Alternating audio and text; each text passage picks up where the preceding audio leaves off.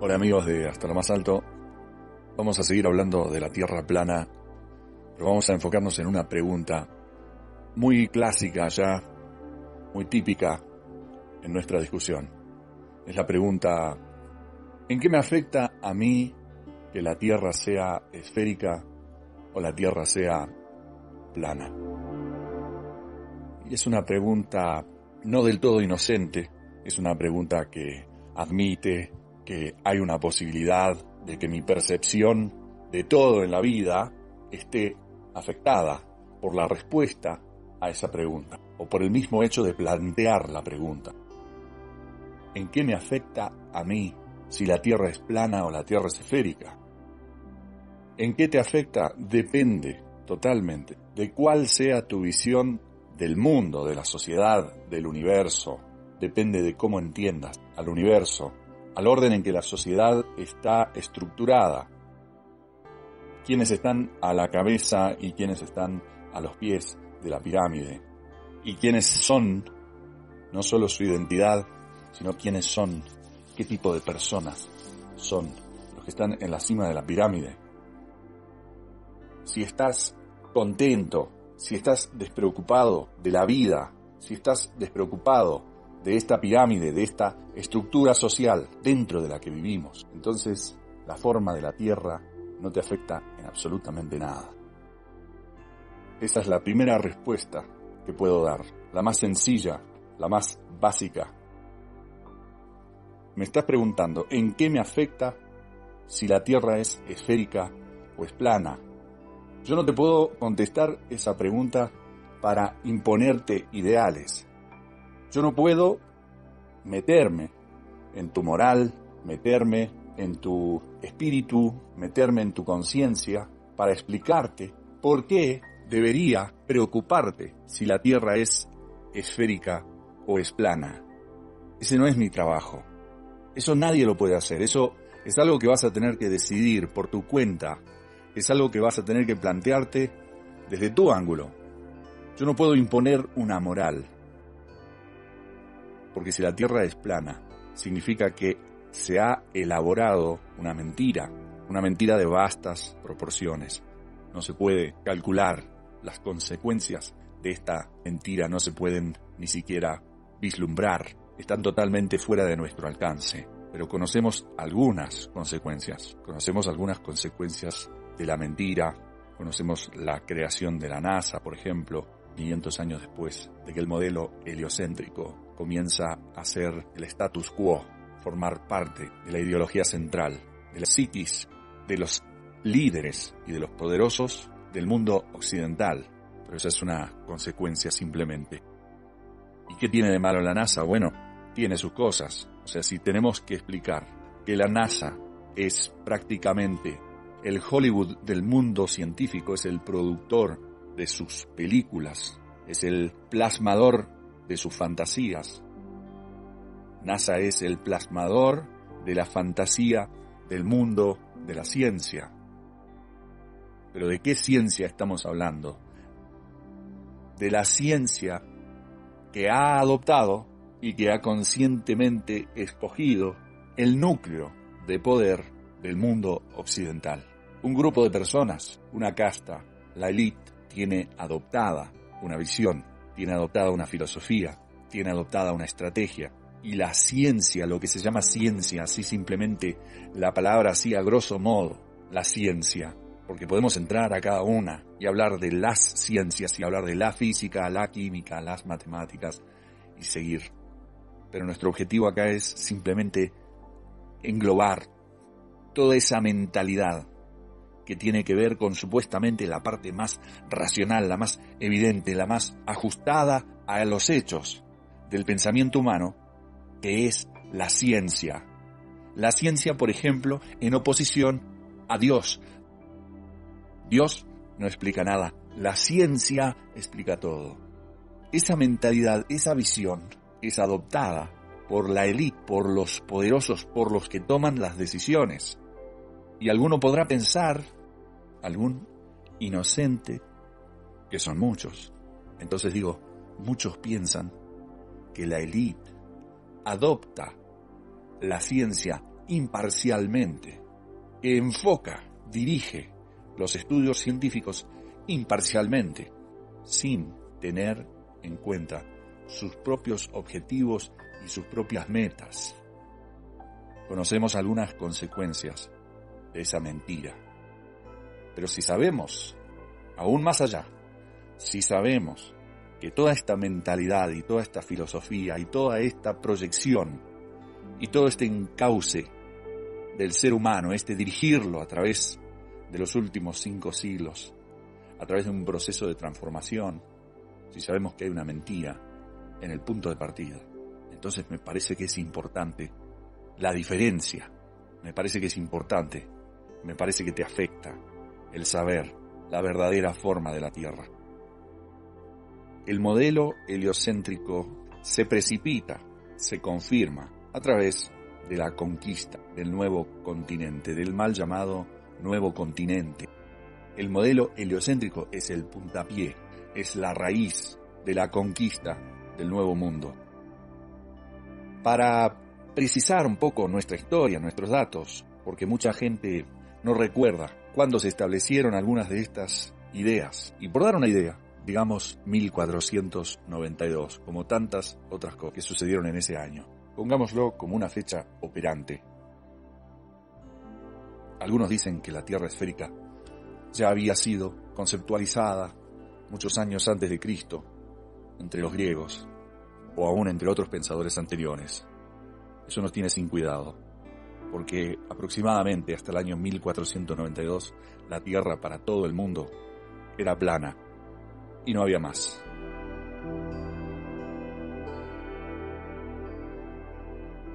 Esto es así de fácil.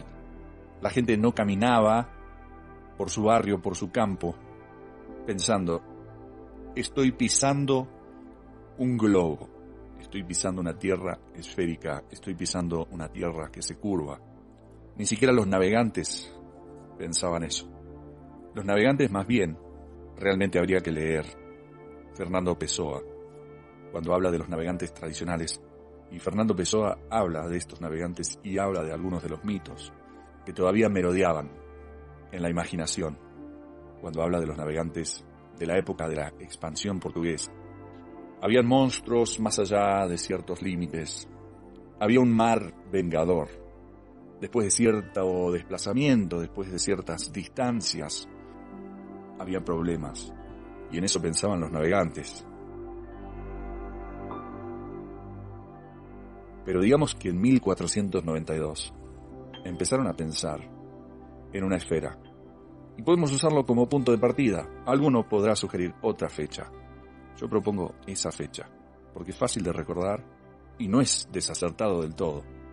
Todos conocemos la leyenda en torno a Colón de mostrar que el mundo es una esfera. Todos conocemos esa leyenda. Bueno, respetemos la leyenda. Vamos a decir que fue verdad. Solo para nuestros fines, de establecer un punto de partida del modelo heliocéntrico de la Tierra como una esfera. 1492.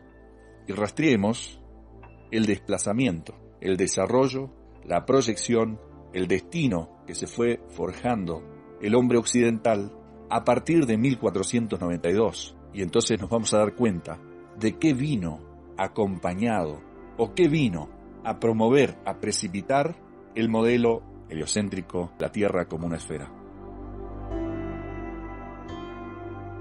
Europa no era un paraíso, eso es claro, pero el decurso, la forma que tomó la humanidad a partir de 1492 es directamente atroz. No hace falta hablar de cada una de las cosas que sucedieron a partir de 1492, simplemente pinceladas. ¿Será cierto que empalaron a los indios, los mal llamados indios? ¿Será cierto que los empalaron? Hay mucha documentación que da evidencia, sugiere, nos hace pensar que el hombre blanco vino a este continente directamente a violar a las personas que lo habitaban. a violentar, a matar, a exterminar a las personas que vivían en este continente. Quizás no imaginaba que eran tantos.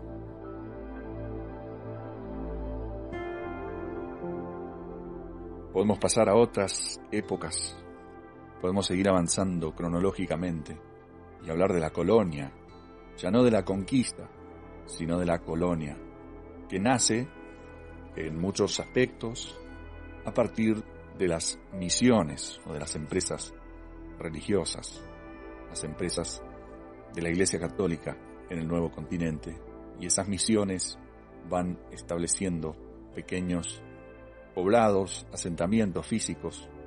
También se establecieron asentamientos militares a través de todo el continente, pero la avanzada religiosa era la que mejor se propagaba a lo largo de todo el suelo americano. Y con el tiempo vinieron las inversiones y los asentamientos a largo plazo. Y estamos hablando otra vez de una larguísima película de terror para ciertos núcleos, para ciertos grupos sociales, para ciertas castas, para ciertas razas inclusive. Y así podemos seguir. Después de las colonias vinieron las independencias, guerras que en muchos casos fueron las más pequeñas, las menos significativas, las menos sangrientas. Las guerras de la independencia, quizás simuladas hasta cierto punto. Morían 20 personas en una batalla y con eso se declaraba un vencedor. Las guerras de la independencia fueron nominales, pero las guerras que desencadenaron las independencias, las guerras internas, si se piensa por ejemplo en la guerra de estas tres naciones sudamericanas, Paraguay, Brasil y Argentina, estamos hablando de una guerra muy costosa en materia de sangre.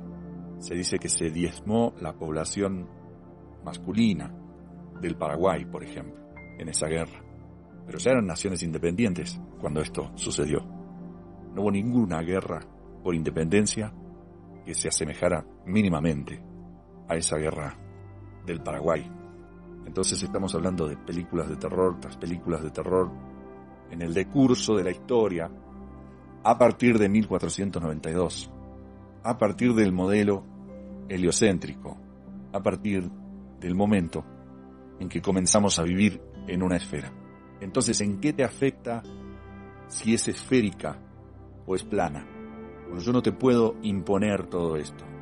Yo no puedo hacer que te afecte. Solo te puedo presentar datos históricos.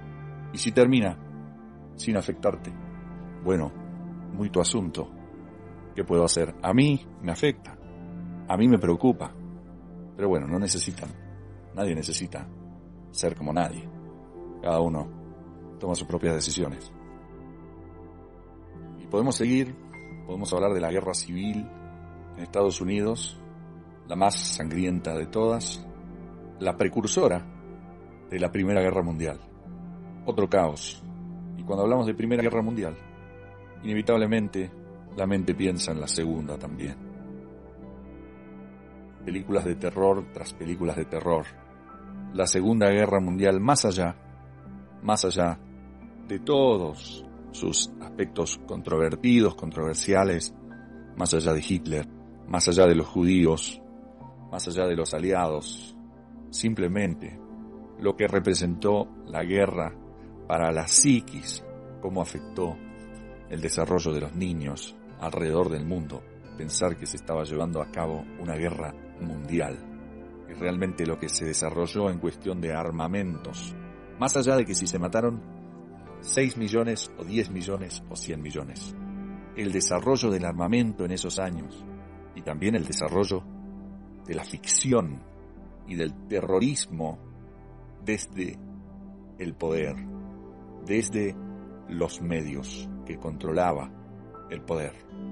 Ya con eso, solo con la manera que afectó el pensamiento humano, la noción de las guerras mundiales, todo eso se viene impulsando, se vino materializando a partir de la implementación del modelo heliocéntrico.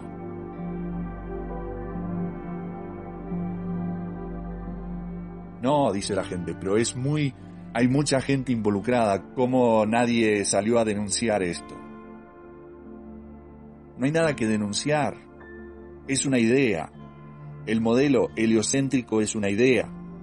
Alguien se puso a pensar, alguien hizo una propuesta, alguien corroboró o negó o discutió o argumentó esta propuesta, pero nace de un pensamiento, nace como una noción.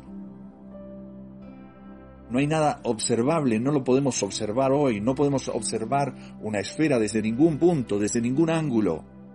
La gente habla de las varillas de Eratóstenes, quizás lo dije mal, pero da igual porque el argumento ese no tiene peso de nada, no tiene absolutamente ningún peso, pero lo seguimos viendo entre los comentarios.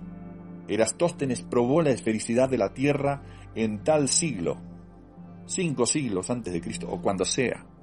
Es un argumento que no tiene peso de nada. El modelo heliocéntrico es una propuesta que llegó a oídos de la élite y que pasó a ser parte de las agendas de los grandes poderosos del mundo en aquella época, que probablemente incluían al Papa de esa época, probablemente no, seguramente.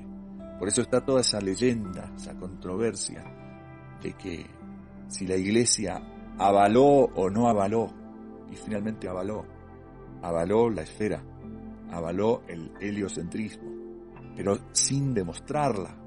¿Por qué Colón tendría que navegar para demostrar la esfericidad de la Tierra? Otra leyenda, ¿no? Pero porque esto no era observable. Entonces un navegante tenía que rodear la Tierra. Yendo hacia Occidente llegaría a Oriente. Es una idea. No se pudo demostrar, jamás se pudo demostrar. Solo se fue perfeccionando, se fue creando un mapa a partir de datos, a partir de campañas de navegación. Se fue gestando una forma de la Tierra. Y finalmente, después de cientos y cientos de años, surge la posibilidad de dar la prueba irrefutable de la esfericidad de la Tierra. Y eso ocurre en 1969, o incluso mucho antes, con los primeros vuelos al espacio, al supuesto espacio.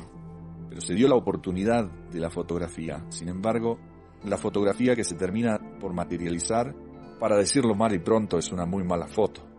Pero antes de esa foto, segundos antes de que esa foto se publicara, no era posible observar la esfera.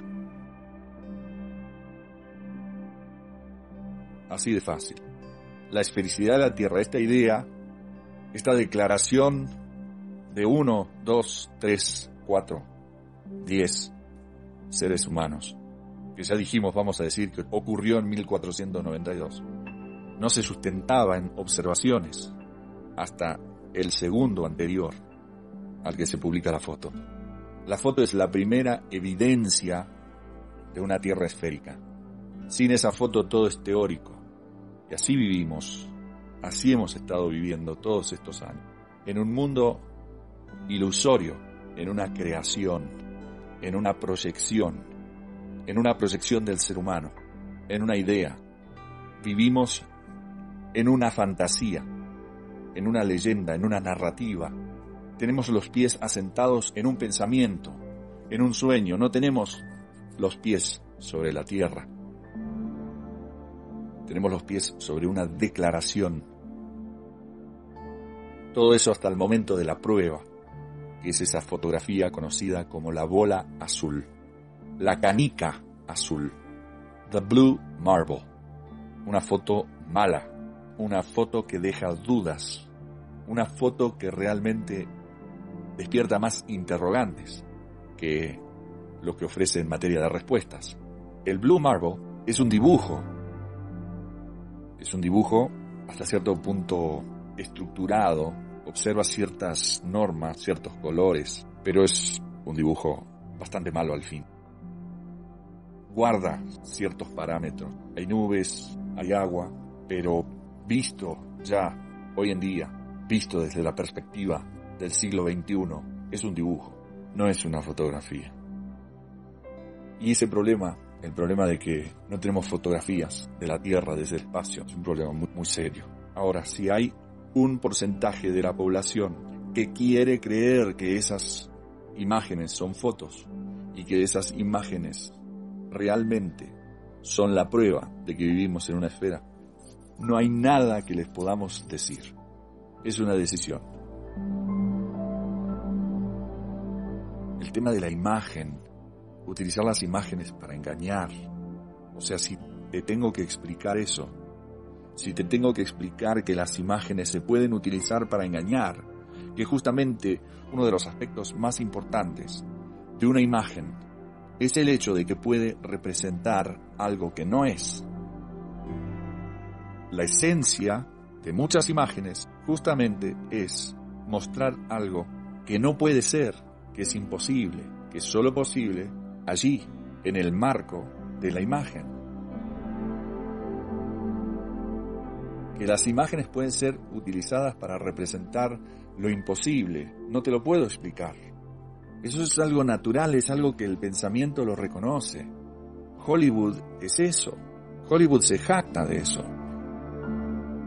King Kong, la película de King Kong, justamente tiene ese truco, ese juego, esa provocación de mostrar en imágenes algo imposible, algo que podemos mirar y podemos internalizar como una posibilidad, pero que sabemos que no es la realidad y que no es posible en el mundo real. Un simio gigante, un gorila gigante que sube edificios, que atrapa a una mujer con su mano.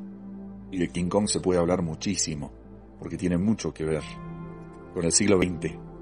Tiene mucho que ver con cómo la maquinaria, la ingeniería de los altos poderosos del mundo fueron capitalizando en esta creación de una realidad plausible, posible en teoría, virtualmente posible, exagerado en el caso de King Kong, pero matizado en otras películas posteriores.